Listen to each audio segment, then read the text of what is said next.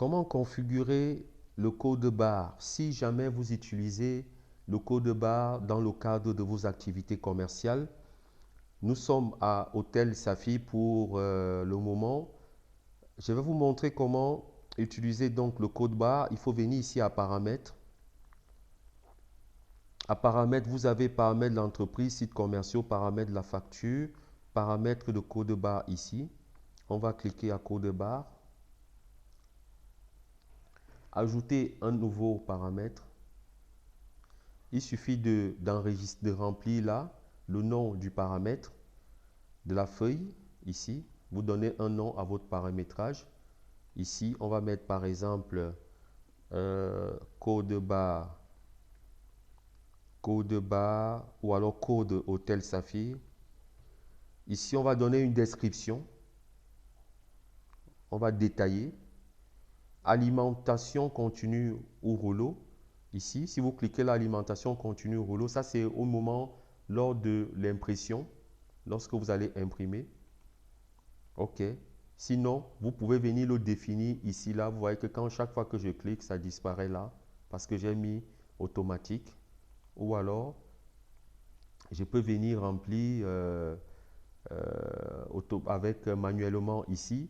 La marge supérieure entre les pouces, ça c'est au niveau de votre imprimante, comment vous voulez que ce soit configuré. Je préfère laisser 0,0.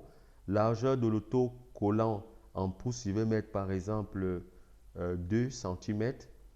Ici, hauteur, je vais mettre par exemple, non, largeur, mettons 5 et hauteur, mettons 2 ici. Ce sont juste des exemples, hein.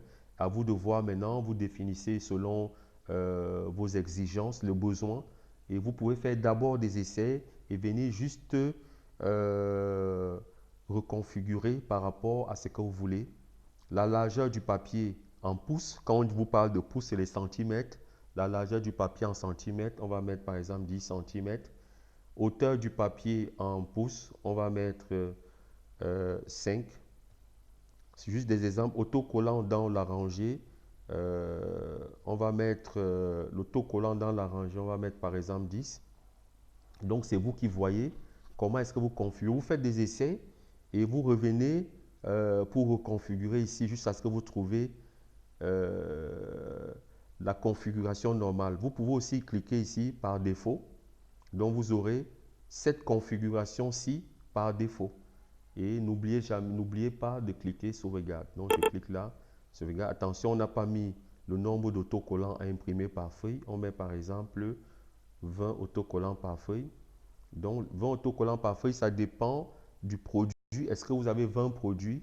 Voilà, donc je mets sauvegarde.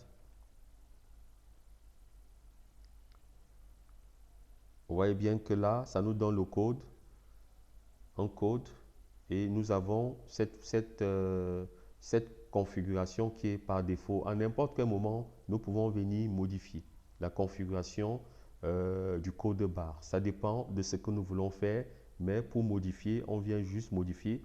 On peut ajouter un nouveau paramètre pour un nouveau produit, parce que les produits généralement n'ont pas la même taille ou n'ont pas la même quantité.